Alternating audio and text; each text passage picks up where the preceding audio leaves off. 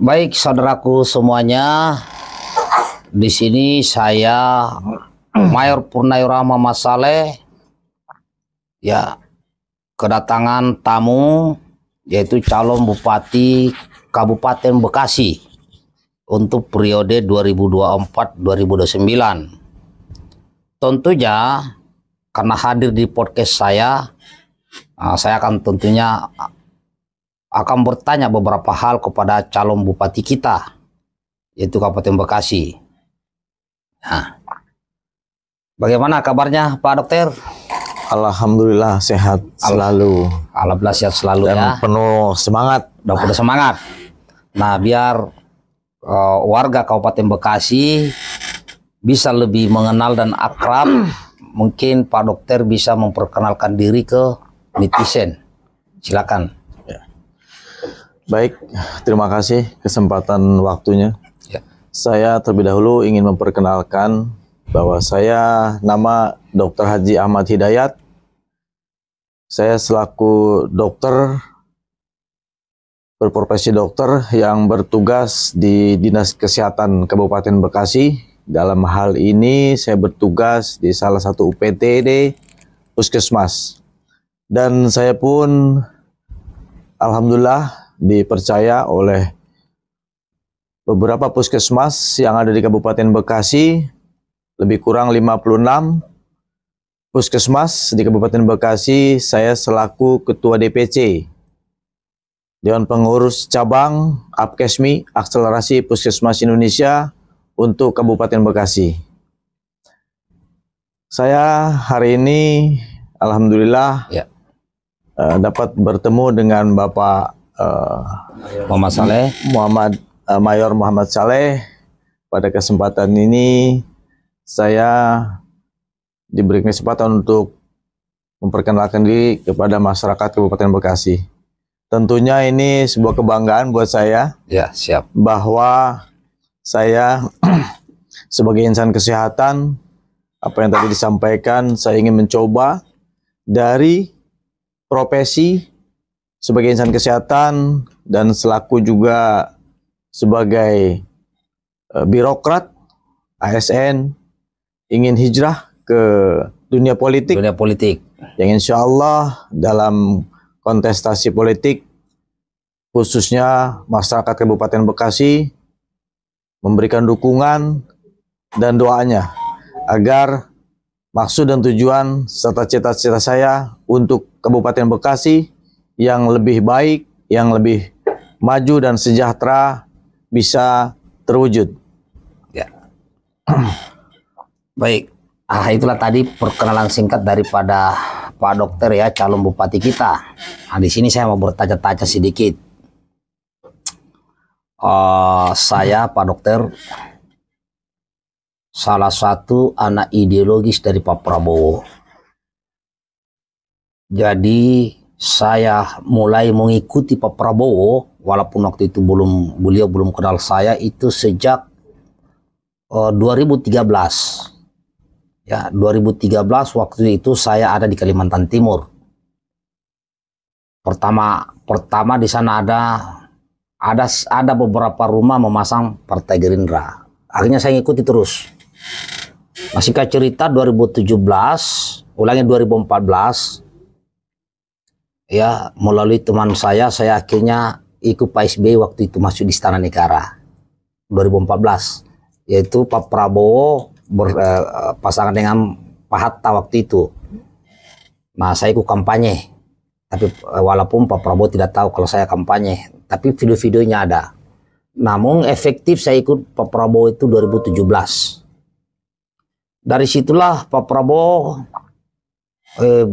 beberapa bukunya saya baca, kemudian ikut juga kegiatan baik di Hambalan, dan Pak Prabowo memberikan suatu wejangan kepada kita.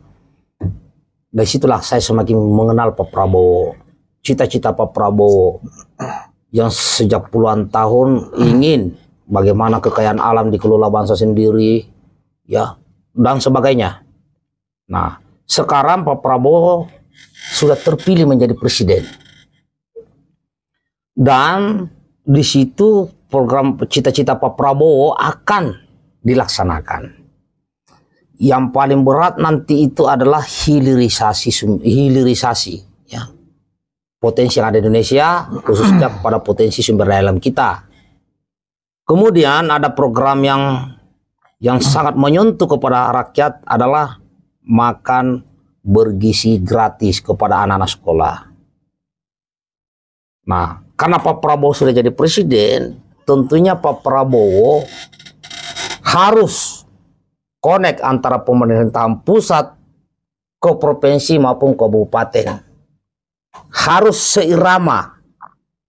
Nah, yang pertanyaan saya, apakah Pak Dokter sudah memahami terkait kedua hal ini, yaitu hilirisasi sumber daya alam di Kelola Bangsa sendiri, ya sebesar-besarnya, maupun makan bergizi gratis? Pak Prabowo, apakah sudah pernah mendengar pidato Pak Prabowo terkait itu?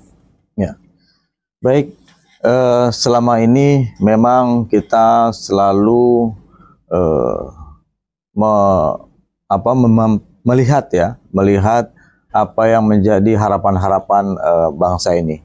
Dengan apa yang tadi disampaikan bahwa Bapak Prabowo dan Gibran ya bersama ini memiliki program-program yang menurut saya sangat saya apresiasi. Karena memang selama ini berangkat dari seorang insan kesehatan, ini rasanya sangat bisa menjadi sesuatu yang sinergis ketika bicara tentang kebijakan pusat dan kebijakan daerah. Ya. Berangkat dari insan kesehatan, tentunya ketika bicara tentang makanan gratis kan gitu ya. Makanan bergizi ini memang di kesehatan itu sudah menjadi sebuah program.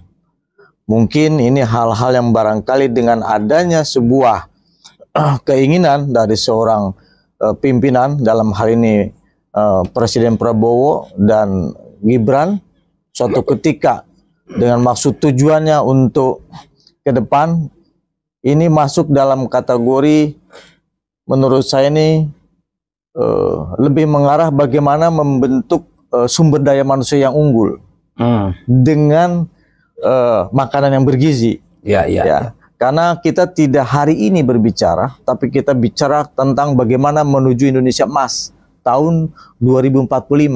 Nah, salah satu memang harus dari saat ini memikirkan bangsa kita ke depan, yang tentunya untuk mewujudkan manusia-manusia yang unggul.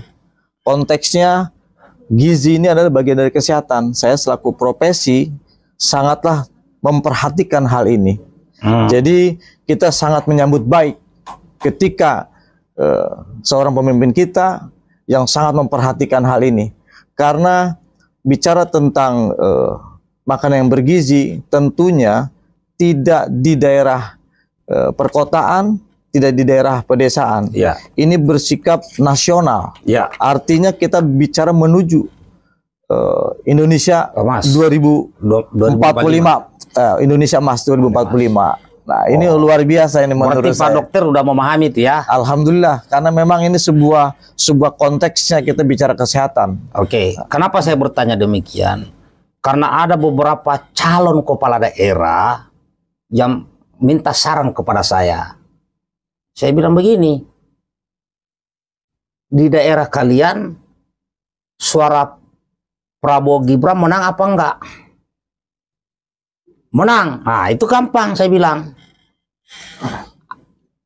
Kenapa warga mencoblos pasangan Prabowo Gibran di daerah, misalnya di taruhlah Bekasi ini ya. Ini sama dengan penyampaian saya kepada beberapa calon kepala daerah. Misalnya Bekasi, kita tahu bahwa di Bekasi ini yang menang suaranya adalah pasangan Prabowo Gibran kan? Betul. Otomatis warga yang mencoblos Pak Prabowo dengan Mas Gibran ini punya keinginan, punya harapan kepada kepemimpinan Pak Prabowo Gibran. Berarti mereka memahami cita-cita Pak Prabowo. Maka saya sering menyarankan kepada calon kepala daerah bahwa ambil saja visi misi Pak Prabowo. Jadikan itu sebagai cita-cita, keinginan di daerah. Ambil dari situ. otomatis warga akan memilih calon kepala daerah yang betul-betul sama dengan keinginan pusat. Contoh yang ada di Lampung, ada visi misinya, itu plak sama dengan visi misi Pak Prabowo Gibran waktu capres. Di copy paste untuk gubernur Lampung. Sekarang, alhamdulillah, calon gubernur Lampung sekarang belum ada tandingannya. Yang saya khawatirkan lawan kotak kosong bisa-bisa. Karena keinginan rakyat, keinginan warga. Ya. Nah, kalau di Kabupaten Bekasi ini tahu bahwa visi misi yang dibawa oleh calon bupati Kabupaten Bekasi sama dengan visi misi atau program dari presiden kita yang terpilih dengan wakilnya, yaitu Pak Prabowo dengan Mas Gibran, saya yakin semua yang mencoblos pasangan Prabowo Gibran pas pilpres kemarin akan mencoblos calon bupati yang memiliki visi misi yang sama. Kalau kehendak rakyat, saya meyakini kalau rakyat ini muncul, relawan-relawan Prabowo Gibran di Bekasi ini muncul di mana-mana deklarasi mendukung Bapak, saya yakin partai-partai politik akan lebih mudah untuk mendukung Pak Dokter, ya, Pak Rahmat Hidayat. Karena yang kita mau ambil ini kan mengutamakan pendukung Prabowo Gibran yang mayoritas di Kabupaten Bekasi. Ambil aja itu visi misi program Pak Prabowo dengan Mas Gibran.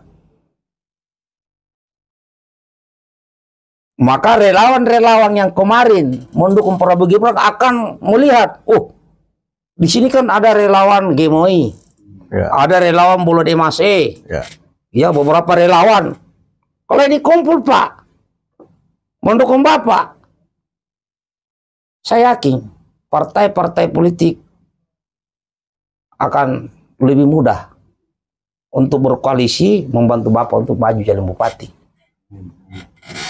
Makanya kenapa saya tanyakan itu, Pak. Kecuali Kabupaten Bekasi ini suara Prabowo Gibran itu kecil, mau visi misinya nggak mungkin. Tapi kan kita menang. Iya. Iya kan? Ya. Paling didoktrin. Kalau mau visi misi Pak Prabowo, program-program Pak Prabowo dari pusat bisa dieksekusi di daerah, maka pilihlah calon bupati atau calon gubernur, calon wali kota yang mau menjalankan program-program itu. Nah, makanya ke depan visi misi itu harus dibuat, Pak. Yakin setelah podcast ini relawan Prabowo Gibran Kabupaten Bekasi dengar, dan Bapak sih lihat aja besok atau lusa akan ada deklarasi mendukung Bapak. Ya. Nah itu pesan saya. Saya ya ibaratnya mendukung Pak Prabowo ya karena cita-cita beliau. Nah, bagaimana cita-cita isi kepala beliau ini jalan sampai ke daerah, otomatis kan butuh kepala daerah yang mampu mengeksekusi cita-cita itu. Betul. Gitu Pak Dokter. Ya. Nah, silakan bagaimana Pak Dokter? Ya, saya sudah katakan bahwa memang faktanya Kabupaten Bekasi ini saat ini bisa jadi menjadi daerah yang sangat potensi, ya. Daerah ini yang sangat jumlah penduduknya luar biasa, ya, padat, lebih kurang 3,2 juta. Kemudian juga sebagai pusat industri, bahkan sampai bisa jadi terbesar se-Asia Tenggara, ya, begitu. Kemudian di satu sisi juga sebagai penyangga ibu kota. Namun ketika ini menjadi sebuah kebanggaan, ya, di Bekasi ini masih ada hal-hal yang menurut saya masih perlu ada perbaikan. Perlu ada perbaikan. Nah, ternyata perbaikan ini yang terus terang saja saya selaku insan kesehatan yang setiap hari selalu dekat dengan masyarakat, ya, selalu melakukan upaya-upaya pelayanan kesehatan di masyarakat, ternyata ini sangatlah tepat, ya, ketika ada sebuah keinginan yang berhubungan dengan bagaimana meningkatkan status gizi. Status gizi. Ya. Karena kita tahu bahwa memang status gizi ini adalah menjadi perhatian kita insan kesehatan. Khususnya kami di unit pelaksana teknis, ya, dengan bersentuhan dengan masyarakat melalui kader-kader posyandunya, kayak begitu. Ya. Nah, harapan kita ketika kita ada sebuah kebanggaan di Kabupaten Bekasi, jangan ada sesuatu yang terjadi kesenjangan. Nah, kesenjangan itulah ternyata gitu, pemerintahan pusat sangat memperhatikan itu, bahwa di kita pun ada stunting. Nah, dengan adanya stunting ini di kota besar, ini menjadi sebuah kondisi yang sangat ironis menurut saya. Ya. Ya, jadi kita harus tangani ini, bahkan kita harus cegah. Apalagi kita bicara tentang sumber daya manusia yang unggul ke depan. Jangan sampai ada di kota-kota besar. Ya. Walaupun mungkin saat ini terjadi, mungkin belum optimal. Dengan adanya program-program makan bergizi, mewujudkan sumber daya manusia yang unggul, ya, dalam konteksnya menuju Indonesia emas, ya, artinya tidak terlepas baik di masyarakat perkotaan, pedesaan, bahkan sangat terpencil, ini semua harus bisa kita tuntaskan. Justru di Kabupaten Bekasi inilah saya merasa hal seperti ini memang harus disambut baik, ya, khususnya memang di daerah, Ya. di daerah kita di Kabupaten Bekasi. Ya. Apabila ini betul-betul dari pusat sampai ke daerah ini berjalan dengan baik, rasanya kita betul-betul akan bisa mewujudkan Indonesia Emas tahun 2045. Jadi sudah tidak ada lagi stunting. Luar biasa ini. Oke. Mantap, saudaraku yang nonton video ini, khususnya warga Kabupaten Bekasi, ya, yang mendukung Pak Prabowo dan Mas Gibran untuk menjadi presiden dan wakil presiden kita yang terpilih sekarang, yang ada mayoritas Kabupaten Bekasi, ya, bahwa Pak Dokter, ya, Ahmad Hidayat, ya, punya cita-cita untuk menjalankan visi misi dan program dari pusat untuk dijalankan di daerahnya, maka jangan ragu, cobloslah calon bupati yang mendukung semua program-program Pak Prabowo dengan Mas Gibran, agar harapan kita sebagai rakyat, cita-cita Pak Prabowo dan Mas Gibran terwujud.